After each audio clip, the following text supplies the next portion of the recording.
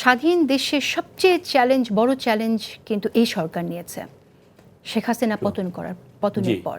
সেই জায়গা থেকে আপনার কি মনে হয় যে আপনাদের পরিষদে আরও অনেক কমিটেড টুয়ার্ডস কি বলবো এই রেভলিউশনের স্পিরিটের সাথে এরকম আরও অনেক মেম্বার্স দরকার ছিল?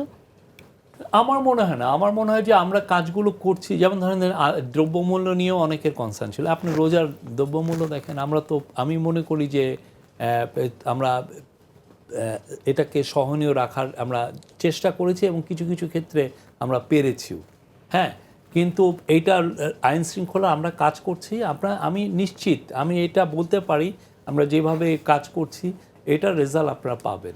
আচ্ছা, আমি একটু দ্রব্যমূল্যের প্রসঙ্গ যেহেতু আসলো, 3 মাস আগে আপনি বলেছিলেন যে তেলের ব্যাপারে আপনি দেখছেন 34% আগের চেয়ে এবার তেল ইম্পোর্ট করা হয়েছে এবং আপনি যেহেতু খুব গুটি কয়েকটি কোম্পানি এই তেলগুলো ইম্পোর্ট করে, সো আপনার মন্তব্য ছিল আপনার ভেরি ক্লোজলি মনিটর করছেন।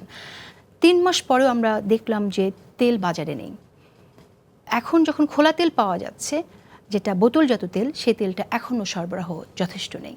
কেন পারা গেল না? ঠিক সরবরাহটা কি তেল নেই এটা বলা যাবে না। আপনি বোতলের কিছু ছিল, এটা ওরা কিছু যারা হোর্ডিং করতে চেয়েছিল, কিন্তু ইভেনচুয়ালি ওরা পারে নাই।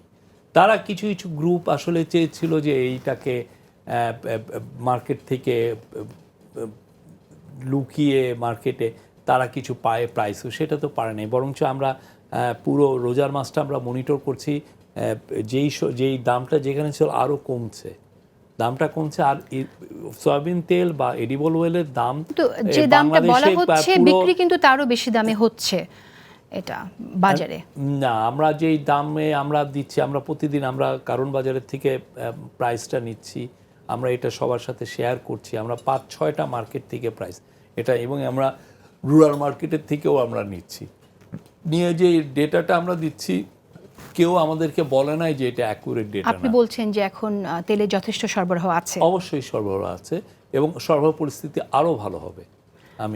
আমাদের দর্শক যারা বাজারে যান এবং তেল পান না, বোতলজাত তেল, তাদের জন্য আপনি বলছেন সরবরাহ আছে? আমি বলবো যে পারফেক্ট সরবরাহ আছে।